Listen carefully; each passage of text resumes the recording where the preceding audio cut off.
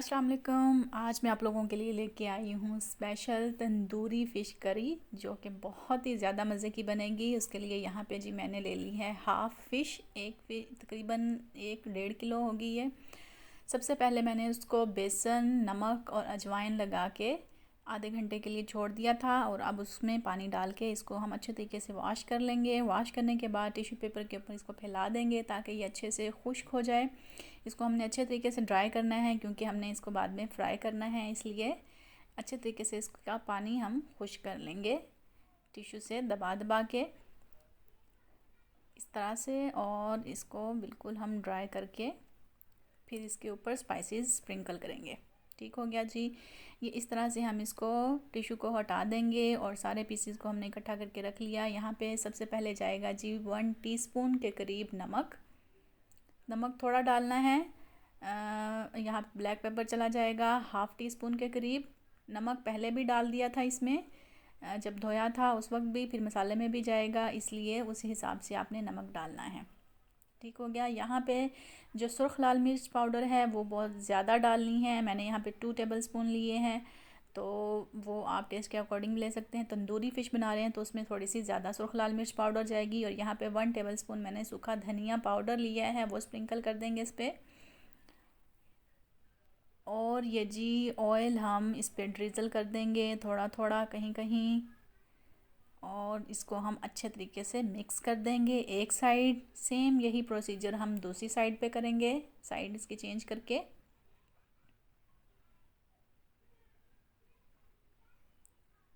इस तरह से मिक्स करके इसकी साइड्स चेंज करके हमने सारे वही मसाले जो बचे थे आधे आधे वो हम डाल देंगे और इसको अच्छे तरीके से मिक्स करके फ्राई करेंगे। मिक्स करके ज़्यादा देर के लिए मैरिनेशन के लिए इसको नहीं छोड़ना आपने। अगर आप तंदूरी टेस्ट चाहते हैं तो आपने फ़ौरन ही इसको फ्राई करना है, उसी से अच्छा फ्लेवर आएगा। और ये ऑयल मैंने ड्रिज़ल करके इसको अच्छे तरीके से अब मैं मिक्स कर दूँगी सारे पीसेस को इस तरह से। और हम अब इसको फ्राई कर लेंगे। ऑयल जी पैन में चढ़ा दिया, डीप फ्राई नहीं करना इसको। थोड़ा सा ऑयल मैंने डाला है इसमें, और अब ये पीसेस ऑयल गर्म होने पे हम मीडियम फ्लेम कर देंगे और फिर मीडियम फ्लेम पे इसको यहाँ पे फ्राई करेंगे सारे पीसेस को। 5 मिनट एक साइड से, फिर 5 मिनट के बाद हम साइड चेंज कर देंगे, 5 मिनट दूसरी साइड से, दोनों को फ्राई करेंगे क्योंकि फिर बाद में ये मसाले में भी पकेंगे, इसलिए 5-5 मिनट काफ़ी है। 5-5 मिनट में ये अच्छी खासी फ्राई हो जाएगी। फ्राई होने के बाद इस तरह से इसकी साइड चेंज करके 5 मिनट मज़ीद हम इसको फ्राई करेंगे। ये जी थोड़ा थोड़ा इसको हम हिलाते जाएंगे ताकि अच्छे से पक जाए ये। और अब हम इसको निकाल लेंगे और जो बाकी के पीसेस रह गए वो भी हम फ्राई कर लेंगे।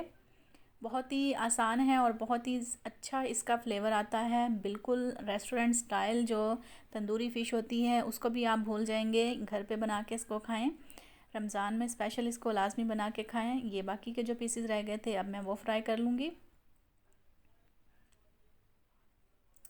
और ये जी सारे पीसेस मैंने फ्राई कर लिए। बहुत ही खूबसूरत सा कलर आ गया है अभी से। तो अभी हम उसी ऑयल में, उस ऑयल को मैंने छान लिया था, जो मसाला जात उसमें थे वो मैंने निकाल दिया, और उसी ऑयल में मैंने एक मीडियम साइज़ का प्याज उसको बारीक बारीक काट के वो डाल दिया और उसका कलर जी ये वाला गोल्डन ब्राउन आ गया। उसमें एक टमाटर चॉप करके वो ऐड कर दूंगी और टमाटर को गलने के लिए थोड़ा सा टाइम देंगे, इसको कवर करके छोड़ देंगे ताकि टमाटर अच्छे से गल जाए। और ये मैं इसको कवर करके थोड़ी देर के लिए छोड़ दूंगी। ये जी टमाटर तकरीबन तकरीबन गलने के करीब हैं और उसको हम स्पून की मदद से थोड़ा सा मैश कर देंगे। और अब यहाँ पे जी 1 टेबलस्पून भर के हरी मिर्च और लहसुन का पेस्ट वो चला जाएगा इसमें। हरी मिर्चें ज़्यादा डाली हैं, 2-3 जवे लहसुन के डाल के उनका पेस्ट बना लें 1 टेबलस्पून के करीब। और यहाँ पे जी नमक चला जाएगा हाफ़ टी स्पून, और 1 टीस्पून यहाँ पे सुर्ख लाल मिर्च पाउडर, हाफ़ टी स्पून ज़ीरा है, और 1 पिंच अजवाइन, और ये हल्दी एक हाफ़ टी स्पून के करीब।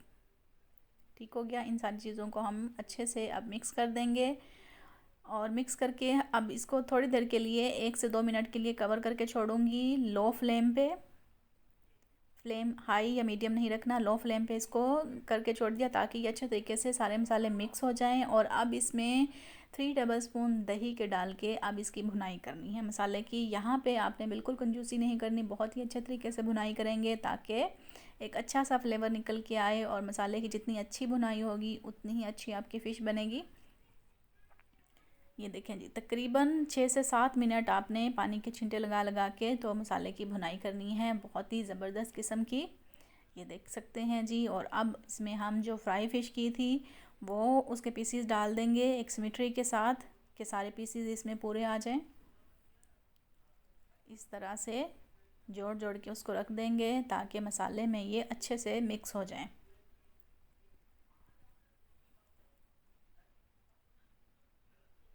न्यूट्रिशन से भरपूर होती है फ़िश और इसको अपनी डाइट में ज़रूर शामिल करें। और इसको हम अच्छे तरीके से अब थोड़ा सा हिला देंगे, मिक्स कर देंगे ताकि सारे पीसीज में मसाला अच्छे से मिक्स हो जाए। और इस तरह से पलट भी देंगे थोड़ी सी देर बाद। ज़्यादा इसको हमने नहीं हिलाना, उससे फिर पीसेस टूट जाते हैं, इसलिए आपने थोड़ा सा एक दफ़ा इसको मिक्स करके फिर कवर करके हम छोड़ देंगे। 7 से 8 मिनट के लिए अच्छे तरीके से इसको पकने देंगे। बिल्कुल दम वाले फ्लेम पे, हाई मीडियम फ्लेम नहीं करना आपने। कवर करके दम वाले फ्लेम पे अब हम इसको छोड़ देंगे 7 से 8 मिनट के लिए। और ये देखें जी, ज़बरदस्त खुशबू के साथ बहुत ही कमाल की तंदूरी फ़िश करी तैयार हो गई। और अब यहाँ पे कोयले का तड़का लगाएंगे हम। कोयले को थोड़ा सा गरम कर लें आग के ऊपर, और उसमें जलते हुए कोयले में थोड़ा सा ऑयल का ड्रॉप आप डालेंगे तो बहुत ही अच्छा स्मोक बनेगा, धुएं का तड़का लग जाएगा आपकी तंदूरी फ़िश में और तंदूरी फ़िश हो जाएगी तैयार मज़ेदार सी। ज़ीरा राइस के साथ इसको सर्व करें या नान के साथ इसको खाएं, रोटी के साथ खाएं, बहुत ही कमाल की रेसिपी है। मैं बहुत ज़्यादा आपको रिकमेंड करूँगी कि लाजमी आप इसको ट्राई करें। ये जी ज़ीरा राइस के साथ तंदूरी फ़िश करी और मज़ेदार सी खुशबू के साथ, मज़ेदार से जायके के साथ। आप देख सकते हैं कितनी प्यारी शक्ल इसकी निकल के आई है। थोड़ा सा हरा धनिया कटा हुआ वो इस पे डाल देंगे और आपकी फ़िश हो जाएगी तैयार झटपट। अफ्तारी में इसको बना के खाएं मज़े से। तो जी, अपना बहुत सारा ख्याल रखिएगा, दुआओं में याद रखिएगा। मैं आप लोगों के लिए नई नई अच्छी अच्छी रेसिपीज़ लेके आती रहूँगी। अच्छी अच्छी रेसिपीज़ देखने के लिए मेरे चैनल को जाते जाते सब्सक्राइब कर दीजिए। वीडियोज़ अच्छी लगती हैं तो थम्स अप दें, शेयर करें अपने फ्रेंड्स में, ताकि बाकी लोग भी अच्छी अच्छी रेसिपीज़ देख सकें और फ़ायदा उठा सकें, कुकिंग सीख सकें।